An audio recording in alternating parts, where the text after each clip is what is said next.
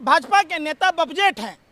ये कहते हैं कि हम अपने बाप दादा तो छोड़ दीजिए, हम कई पुरखों को पैदा किया, राम को लाए हैं। अरे राम को तुम्हारे को लाने की तुम्हारे बाप की औकात है। आप कहते हैं तालता पाल। आपको पता है 3.5 किलो का RDX का पता ही नहीं कि पुलवामा में कहाँ से 400 सीट आ रहा है। आप मीडिया वाले एकदम नागिन डांस कर रहे थे, पता औकात नहीं पता है। प्रधानमंत्री मोदी जी क्या किए? भगवा पहने हुए थे, मुंह में राम था, बगल में छुरी था, छल कपट उनके जिंदगी में भरा हुआ था। कभी जसोदाबेन के बारे में सोचा? अरे भाई कान का बवासीर है, सुनी नहीं रहे कान का। आप पत्रकारों को कान का बवासीर है, आप नाचते हो, आप सिर्फ नाचते हो।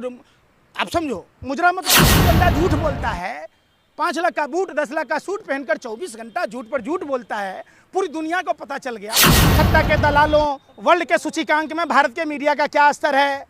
जितना झुमका नहीं गिरा बरेली के बाजार में, आप लोगों का स्तर की क्या भाजपा की सरकार में। फिर भी तथैया नाच रहे हो।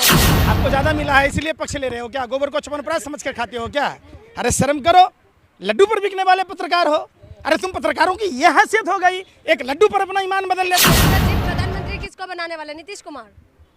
देखिए, प्रधानमंत्री नवनिर्वाचित सांसद तय करेंगे।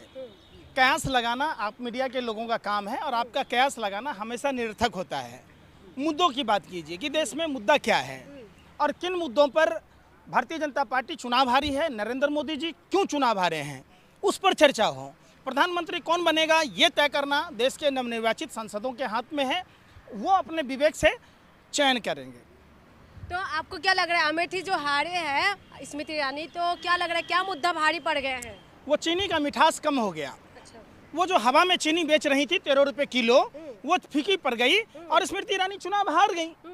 जो स्मृति ईरानी के हाई प्रोफाइल मंत्री होते हुए अमेठी में सड़कों का विकास ना होना, वहाँ संजय गांधी अस्पताल का बंद हो जाना, वहाँ की टूटी फूटी सड़कें, वहाँ जनता से ना मिलना, स्मृति ईरानी जी अपने आप को बन गई। तो लोगों से मुलाकात नहीं हो रही, अपने कार्यकर्ताओं से अहंकार घुस गया ना।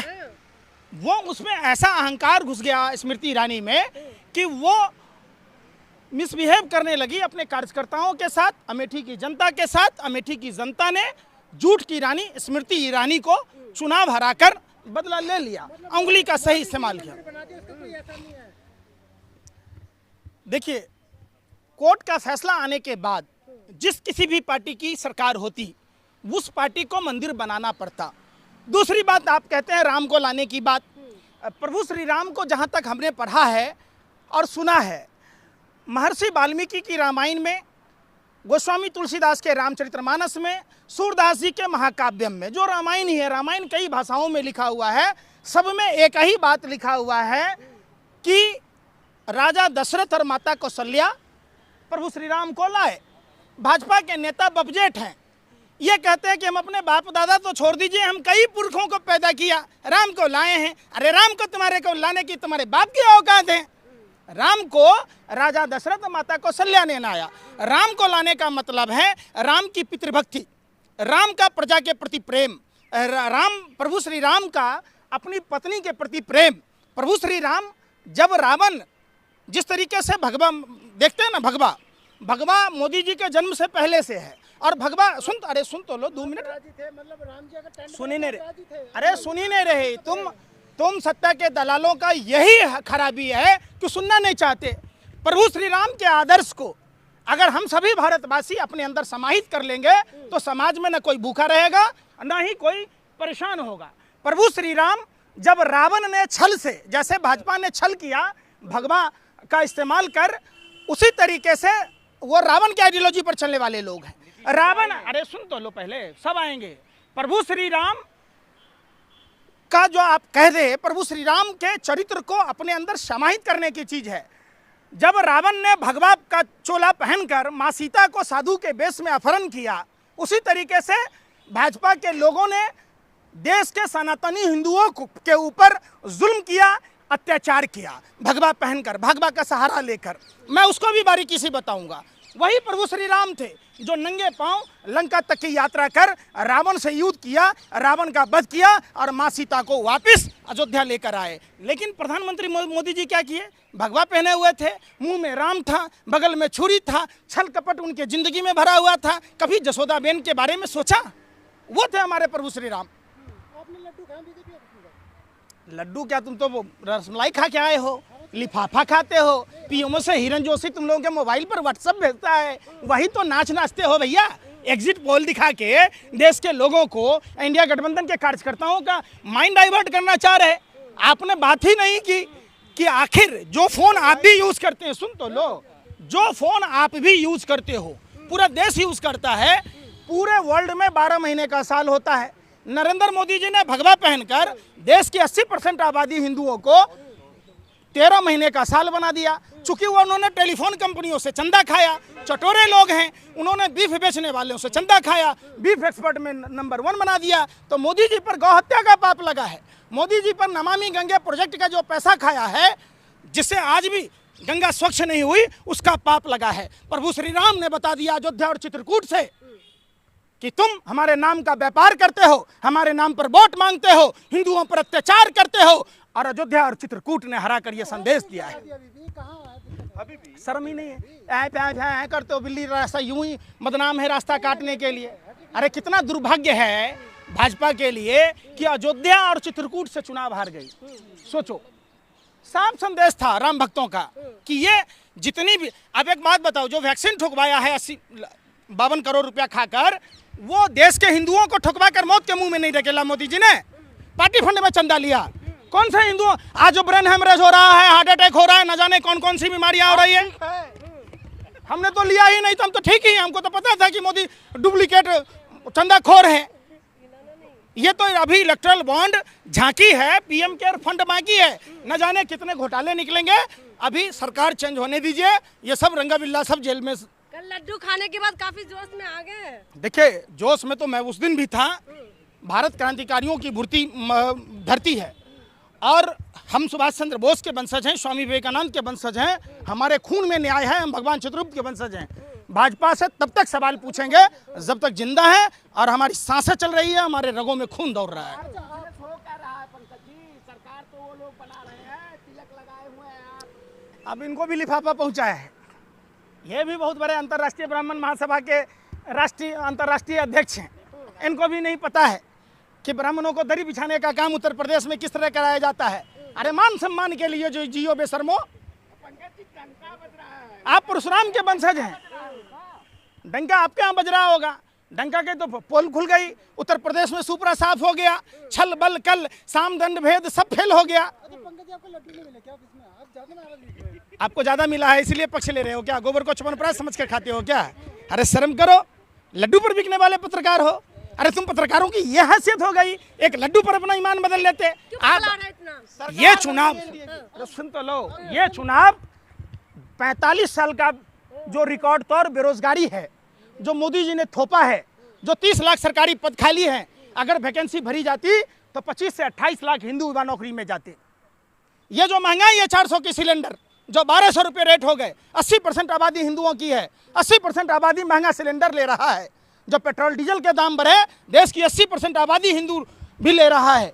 तो कौन सा इन्होंने हिंदुओं को सिर्फ झुंझुना थमा दिया कि आप हम हिंदू हैं। जिस तरीके से रावण ने साधु का वेश बदलकर, अगर वो रावण पारंपरिक वेशभूषा में जाता तो माँ सीता का अपहरण नहीं कर पड़ता। अगर भाजपा प्रभु श्री राम का नाम न लेता, भगवे का इस्तेमाल न करता, तो इनका एक वार्ड काउंसिलर नहीं जीतेगा। बाबू आएंगे, सब बाबू आएंगे।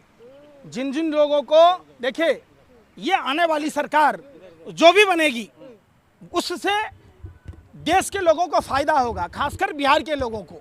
बिहार को स्पेशल स्टेट का दर्जा मिलेगा, बिहार में पटना में केंद्रीय विश्वविद्यालय बनेगा, दरभंगा में एम्स का निर्माण होगा, हाई कोर्ट बेंच की स्थापना होगी, मुजफ्फरपुर पूर्णिया में एयरपोर्ट बनेगा। ये सरकार, आप जो आने वाली आगामी सरकार है, और नीतीश कुमार जी हमारे यहाँ के अच्छे लीडर हैं और निश्चित तौर पर वो सोच परख कर इंडिया गठबंधन के साथ आएंगे और ये तमाम जो बिहार की समस्याएं हैं उसको दूर करेंगे, देश के युवाओं को रोजगार देंगे, महंगाई से निजात दिलाएंगे, मणिपुर की महिलाओं को इंसाफ दिलाएंगे। तो निश्चित तौर पर वो समाजवादी लोग हैं, वो संघ में जाकर तो उनका दम घुट रहा है, वो वापस आएंगे। अच्छा, नीतीश कुमार पर भरोसा आपको? तो क्या कर लिया आपका, क्या बिगाड़ लिया? क्या आपको भरोसा नहीं है भैया? आप भाजपा, मैंने तो पूछा। देखिए, वक्त और हालात होता है। अरे सुन तो लो, अरे सुनने बार पलट जाए। अरे भाई, कान का बवासीर है, सुनी नहीं रहे कान का। आप पत्रकारों को कान का बवासीर है, आप नाचते हो, आप सिर्फ नाचते हो। आप समझो, मुजरा मत गाओ, मुजरा प्रधानमंत्री को पसंद है, उन्हीं के सामने करना। वो मुजरा शब्द का इस्तेमाल करते हैं। ये नहीं, अरे भाई सुन तो लो, ये प्रधानमंत्री को पसंद है और देश के दलाल मीडिया के पत्रकारों को पसंद है। आप सवाल करो देश की समस्याओं के कारण, जिन समस्याओं को के कारण देश की आवाम ने जो जनादेश दिया है वो मोदी जी के खिलाफ है। मोदी जी का नैतिक पतन हो चुका है। तारीख को शपथ ले रहे हैं कौन? राहुल जी, जो पीएम मोदी। बिल्कुल नहीं ले रहे हैं। सरकार किसी भी सूरत में नहीं बनेगी, नहीं बनेगी, नहीं बनेगी। खुले आँख सपना देख रहे हैं। फिर वो बात, सपना नहीं देख रहे, संघर्ष कर रहे हैं। ये संघर्षों का नतीजा है कि मोदी जी की शक्ति छीन हुई है। जो झूठ का गुब्बारा था, जुमला जीवी प्रचार जीवी प्रधानमंत्री का ढोल फूट गया, खुल गया पोल देश के सामने में। आप कहते हैं टालता पाल। आपको पता है 3.5 किलो का RDX का पता ही नहीं कि पुलवामा में कहाँ से 400 सीट आ रहा है। आप मीडिया वाले एकदम नागिन डांस कर रहे थे, पता औकात नहीं पता है। अरे शर्म कर लो बेशर्मो, सत्ता के दलालों। वर्ल्ड के सूचकांक में भारत के मीडिया का क्या स्तर है? जितना झुमका नहीं गिरा बरेली के बाजार में, आप लोगों का स्तर गिर गया भाजपा की सरकार में। फिर भी तथैया नाच रहे हो। मीडिया ने जो दिखाया वो निकला नहीं निकला, क्या निकला? वही निकला जो मीडिया तो कह रहा था 420 पार कर जाएगा। कहाँ हो गए भैया? अरे कहाँ हो गया? 400 का आंकड़ा पार कर लिए, 350 का आंकड़ा नहीं पार कर पाए। शर्म करो ने। कांग्रेस को भगने लग गया। अगर सच बोलना गुनाह है तो हाँ, मैं गुनाहगार हूँ। क्या कांग्रेस ने देश में विकास के कार्य नहीं किए? मनरेगा जैसी संस्था नहीं लाई? देश में एम्स नहीं था, इसरो नहीं था, क्या उसने नहीं बनाई? क्या कांग्रेस के नेताओं ने देश की आज़ादी में कुर्बानी नहीं दी? ये व्हाट्सएप यूनिवर्सिटी का ज्ञान है। वो सुबह सुबह व्हाट्सएप यूनिवर्सिटी में पोटी फेंकता है RSS के लोग, और तुम चटनी समझ के चाटते रहते हो। क्या देश में सुई बनती थी क्या? जिस देश में सुई नहीं बनती थी उस देश में आज हवाई जहाज बन रहे हैं। जिस देश में लोग पैदल नहीं चल पाते थे उस देश में लोग हवाई जहाज पर चल रहे हैं। आपको नहीं दिख रहा? जिस प्रधानमंत्री ने देश को चांद पर पहुंचा दिया हो, राम मंदिर बना दिया हो, वाह तो उसके बावजूद वाह वाह, कितने बड़े अंधभक्त पत्रकार हो, दिमाग में गोबर भरा है। जिस दिन प्रधानमंत्री थे उस दिन अंतरिक्ष में चंद्रयान गया ही नहीं, और जिस दिन नहीं था पनौती प्रधानमंत्री उस दिन हमारे देश के वैज्ञानिकों ने, जिन वैज्ञानिकों के अनुसंधान का जो बजट होता है उसमें बजट में नरेंद्र मोदी ने कटौती कर दी। कई महीनों से हमारे देश के अनुसंधान करने वाले वैज्ञानिकों को कई महीनों से वेतन नहीं मिल रहा, फिर भी उन्होंने देशभक्ति, उनमें जज्बा, देश के प्रति प्रेम, जिन्होंने चंद्रयान को अंतरिक्ष में भेजा, सफल प्रक्षेपण किया, ये मोदी का कमाल नहीं है। ये उन देश के उन महान वैज्ञानिकों का कमाल है कि वेतन नहीं मिलने के बावजूद उन्होंने चंद्रयान का सफल प्रक्षेपण किया। मोदी जी का अवतार तो मानते हैं। किसका है? तो उनकी माँ जो 4000 के लाइन में लगी थी वो जन्म नहीं दी? अरे वो जन्म दी कि नहीं दी बताओ ना। फिर वही बात, तुम भी कह दो अपने आप को कि हम अवतारी हैं, भगवान जगन्नाथ भक्त हैं। वो कबीर साहब के साथ, बाबा गोरखनाथ के साथ, गुरु नानक देव जी के साथ चाय पीते थे। तुम लोग पत्रकार हो या क्या हो यार? शर्म नहीं आती तुम लोगों को? अरे वो आदमी बंदा झूठ बोलता है, 5 लाख का बूट 10 लाख का सूट पहनकर 24 घंटा झूठ पर झूठ बोलता है। पूरी दुनिया को पता चल गया, तुम्हें ना पता है? सरकार बन रही है इंडिया अलायंस की, सरकार बन रही है। निश्चित तौर पर इंडिया अलायंस की सरकार बनेगी, उधर कांग्रेस की। आप ये समझ के चलिए। और ऐसी सरकार बनेगी जो युवा न्याय की बात करेगी, जो श्रमिक न्याय की बात करेगी, जो नारियों के सम्मान की बात करेगी, वैसी सरकार बनने जा रही है। चंद घंटों की बात है। मोदी जी को बधाई दे दीजिए। मोदी जी को बधाई दीजिए। बिल्कुल खेला हो चुका है। खेला तो आपने देखा बंगाल में, प्रधानमंत्री बंगाल में जितनी सभाएं की, भाजपा सफाया हो गया। महाराष्ट्र गए, उनकी पार्टियां तोड़ दी, उद्धव ठाकरे की, शरद पवार की, CBI ED इनकम टैक्स वहां काम कर रही थी। क्या हुआ? जनादेश किसके पक्ष में आया? भाजपा की सीटों में कमी आई। ये जोड़ तोड़ करने से, अहंकार से देश नहीं चलेगा, ये देश चलेगा मोहब्बत से। आप भी तिलकदार हैं, मोदी जी आपको कभी माफ नहीं करेंगे। क्यों? आपका जहर दिख रहा है इतना बड़ा। अच्छा, कालनेमी को देखो, हिंदू धर्मशास्त्र क्या कहता है? कालनेमी और रावण का वध किया कि नहीं किया? रावण, कौरव और कंस का वध हुआ कि नहीं हुआ?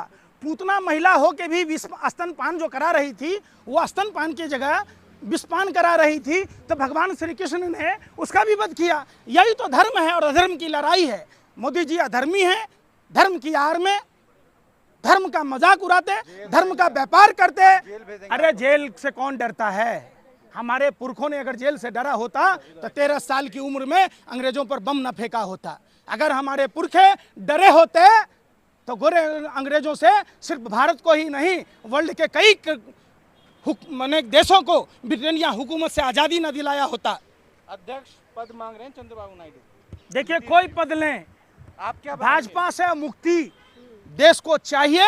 देश की आवाम का यही इच्छा है, आप क्या देश की आवाम का इच्छा नहीं है। क्या दे रही ऑफर?